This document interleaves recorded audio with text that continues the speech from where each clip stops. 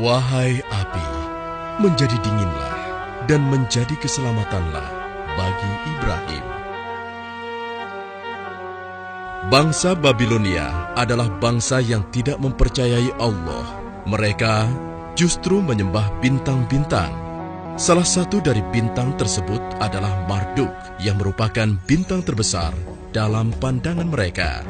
Para imam membangun kuil suci bagi Marduk. Selain Marduk, mereka juga menyembah Namrudz, raja mereka. Siapakah Tuhan kalian? Engkau, wahai Namrudz yang agung. Siapakah Tuhan kalian? Engkau, wahai Namrudz yang agung. Siapakah Tuhan kalian? Engkau, wahai Namrudz yang agung. Bagus. Kalian orang-orang yang cerdas. Akulah Tuhan sekalian alam. Demikianlah keangkuhan seorang Namrudz. Ia merasa besar dengan kekuasaannya, dan ia benar-benar mengangkat dirinya sendiri menjadi Tuhan yang perintahnya harus ditaati. Sampai pada suatu ketika dalam sebuah pertemuan agung dengan para peramal, salah seorang di antara mereka menyampaikan, Yang mulia, sebagaimana yang kami lihat dari posisi bintang-bintang, di negeri ini, tahun ini, akan lahir seorang bayi yang akan mengajak rakyat kepada agama baru yang akan meruntuhkan kerajaanmu. Berhati-hatilah, yang mulia. Apa yang dikatakannya benar. Sebaiknya yang mulia segera mengambil tindakan. Baiklah, aku percaya mulai saat ini semua bayi laki-laki di Babilonia harus dibunuh. Semuanya. tanpa pikir panjang, Namrudz mengambil keputusan yang sangat mengerikan. Serta-merta, ia mengerahkan seluruh tentaranya untuk membunuh semua bayi laki-laki di Babilonia. Sementara itu, di sudut kota Babilonia, tinggallah seorang pembuat patung terkemuka bernama Azar. Ia sangat terpukul mendengar perintah Raja Namrudz, Tuhannya selama ini. Dikarenakan istrinya tengah hamil tua dan tinggal menunggu waktu untuk melahirkan anak pertamanya. Wahai istriku, sungguh aku takut tentara Namrudz akan menemukan engkau dan membunuh anak kita yang akan terlahir nanti. Demi Marduk Tuhan kita, aku akan membawamu keluar dari sini. Kita harus bersembunyi hingga keadaan aman. Oh, baiklah. Kalau begitu, aku akan bersiap-siap. Wahai Namrudz yang agung, semua bayi laki-laki di negeri ini telah kami bunuh tanpa kecuali.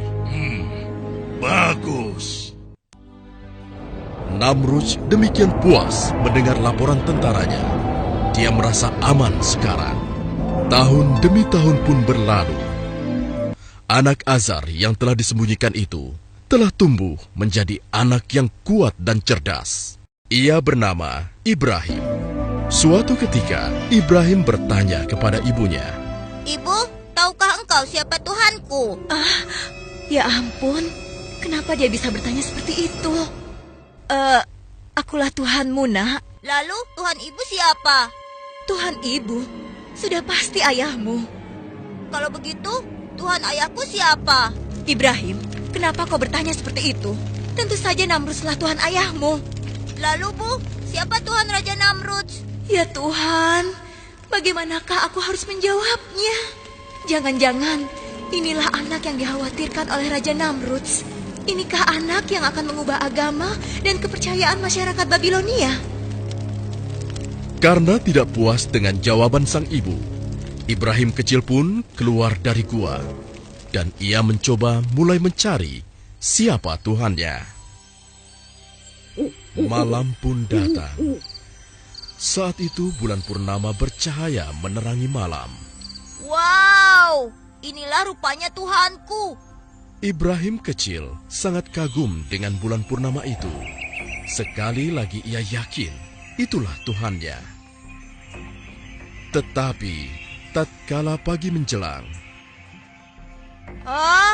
Kenapa dia menghilang? Kemana sinarnya tadi?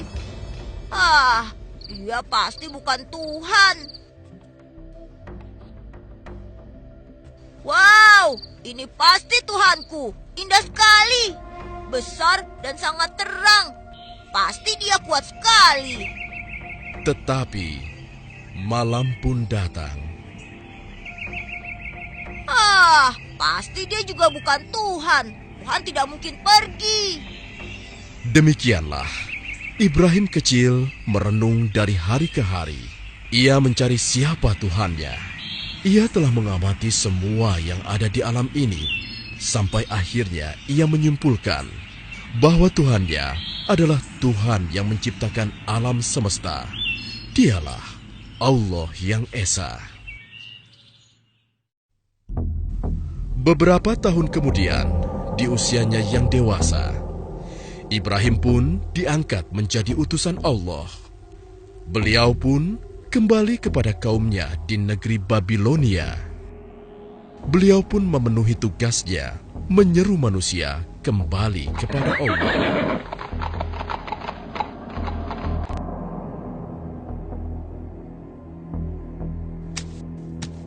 Wahai kaumku, kenapa kalian sembah patung ini? Bukankah ia tidak dapat mendengar, juga tidak dapat bergerak dan membantu kesulitan kalian? Tolong kalian Usir berpikir. saja. Biarkan saja dia. Semoga Allah memberi petunjuk. Wahai kaumku, keluarlah dari semua kebodohan ini. Tidak ada gunanya kalian menyembah semua patung yang ada. Ia tidak bisa menolong kalian. Wahai Ibrahim, ini warisan nenek moyang kita yang selama ini kita anggap suci. Kau hendak menghina nenek moyang kita. Aku tidak menghina. Aku hanya mengajak kepada kebenaran yang sesungguhnya. Kebenaran seperti apa yang kau maksudkan, Ibrahim? Sembahlah oleh kalian Allah yang Esa yang menciptakan kita, batu-batu itu, dan alam semesta ini. Celaka engkau Ibrahim.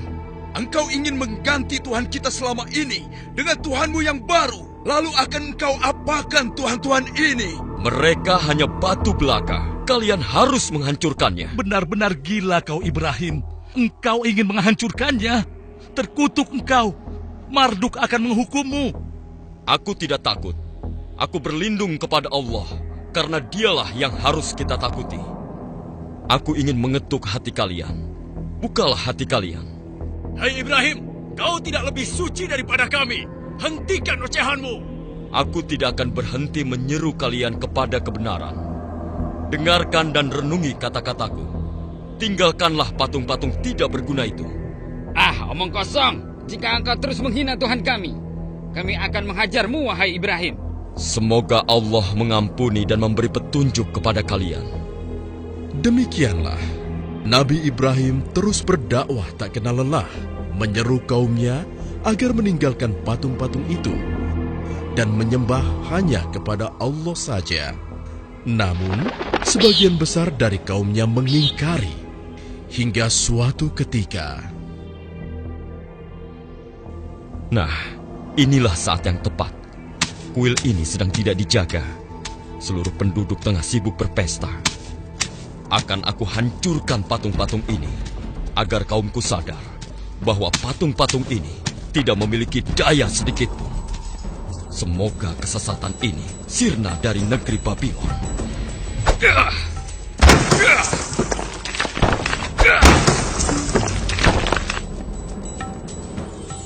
Nabi Ibrahim menghancurkan semua patung-patung milik kaumnya, kecuali berhala yang paling besar yang disebut Marduk. Bahkan Nabi Ibrahim menggantungkan kapaknya pada patung tersebut.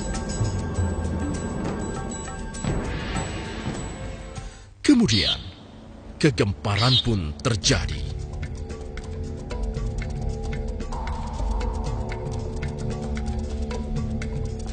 Apa yang telah terjadi di sini?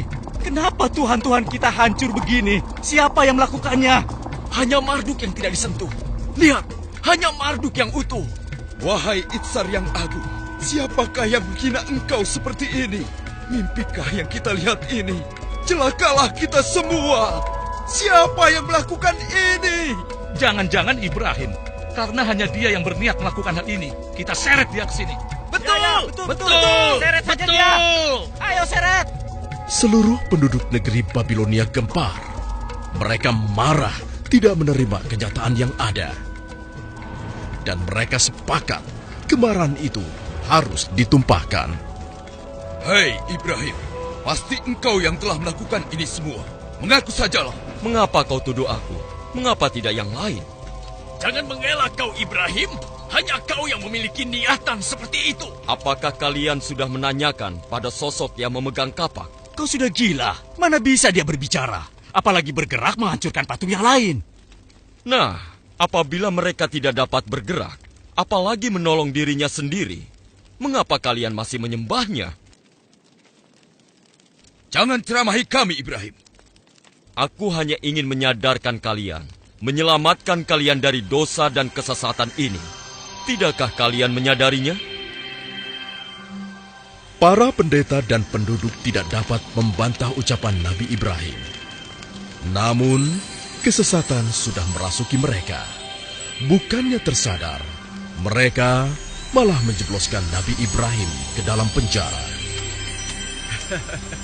Wahai Ibrahim, aku harap kau menyukai tempat ini. Kau seharusnya belajar untuk tidak bermain-main dengan Tuhan kami. Sekarang berjalan dan bergeraklah. Raja Namrud akan memberikan hadiah kepadamu. Kaukah yang telah membawa agama baru dan Tuhan baru? Kaukah yang telah menghina rakyat Babilonia dan juga para tuhannya? Apakah kau juga yang telah meragukan kekuasaan dan ketuhananku? Jawab! Aku hanyalah seorang utusan Allah, dan aku hanya menyeru kepada kebenaran yang diperintah oleh Tuhanku. Siapa Tuhanmu? Sehebat apa dia? Katakan! Tuhanku, dialah yang menghidupkan dan mematikan. Hanya itu? Aku pun dapat melakukannya. Pengawal, berikan aku 2 orang sekarang juga. Siap! Ini mereka yang mulia. Bunuh yang di sebelah kananmu. Ampuni hamba. Sekarang, biarkan yang satunya pergi. Beri hadiah untuknya agar dia menikmati kedermawananku. Beribu-ribu terima kasih untuk engkau, wahai Namrud yang agung. Engkaulah Tuhan kami. Saksikan itu, Ibrahim. Aku bisa memberikan hidup kepada seseorang dan mengambilnya dari orang lain. Kini coba kau terbitkan matahari di sebelah barat, sebagaimana Tuhanku telah menerbitkannya di sebelah timur setiap pagi. Kau masih juga meragukan ketuhananku. Beraninya kau menghinaku, Ibrahim. Aku tidak bermaksud menghina. Jika kau memang Tuhan, kau pasti bisa melakukan apa yang kukatakan. Kurang ajar. Kau pantas disiksa. Pengawal, bakar dia. Bakar saja. Bakar saja. Betul. Siksa! Siksa saja dia! Siksa! Biar dia merasakan siksaan dari Namrud. Siksa dia. Apinya besar sekali. Apinya sangat besar.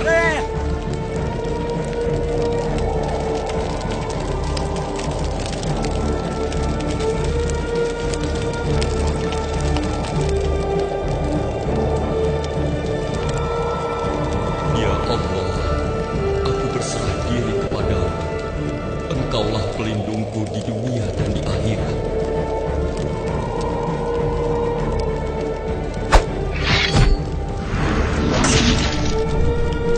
Hasbunallah wa ni'mal wakil.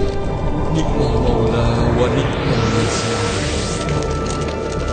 Wahai api, menjadi dinginlah dan menjadi keselamatanlah bagi Ibrahim.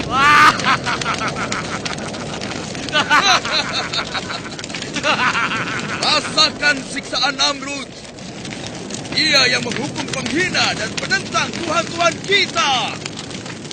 Wahai rakyat Babilonia, penghina Tuhan kita telah dimusnahkan. Oleh karena itu, Raja Namrud telah menyiapkan pesta untuk kita semua. Bersenang-senanglah kalian. Begitulah rakyat Babilonia bersuka cita dengan dibakarnya Nabi Ibrahim. Namun, seiring dengan padamnya api, keajaiban terjadi. Ya Tuhan, lihatlah. Apa itu? Bukankah itu Ibrahim? Iya, kenapa ini tidak terbakar ya? Seluruh rakyat Babilonia terkejut. Ini kejadian yang sangat ajaib. Meskipun demikian, masih saja sebagian besar dari mereka mengingkari kebenaran yang dibawa oleh Nabi Ibrahim. Mereka bersama Raja Namrudz berlaku semakin kejam terhadap Nabi Ibrahim dan pengikutnya. Oleh karena itulah, Allah memerintahkan Nabi Ibrahim dan pengikutnya untuk hijrah keluar dari Babilonia. Setelah kepergian Nabi Ibrahim dan pengikutnya meninggalkan negeri Babilonia, turunlah azab Allah atas Namrudz dan penduduknya yang ingkar di Babilonia.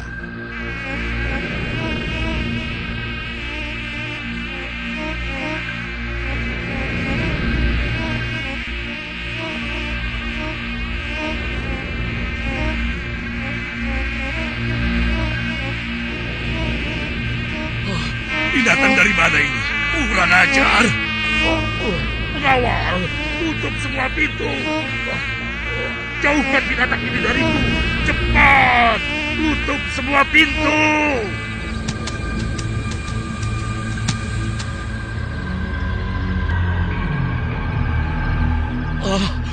Mengapa bisa begini? Apakah ini karena Ibrahim dan Tuhannya? Hei, pengawal, pengawal. Aku sudah menyuruh kalian untuk menutup semua pintu dan jendela. Bunuh nyamuk-nyamuk ini, cepat! Raja Namrudz berteriak-teriak seperti orang kesurupan. Dia harus menghadapi serangan nyamuk, binatang kecil yang menjadi sangat berbahaya pada saat itu. Pengawalnya kebingungan, tidak mampu berbuat apa-apa. Nyamuk itu begitu ganas menyerang Raja Namrudz. Sampai akhirnya, seekor nyamuk masuk ke dalam otaknya.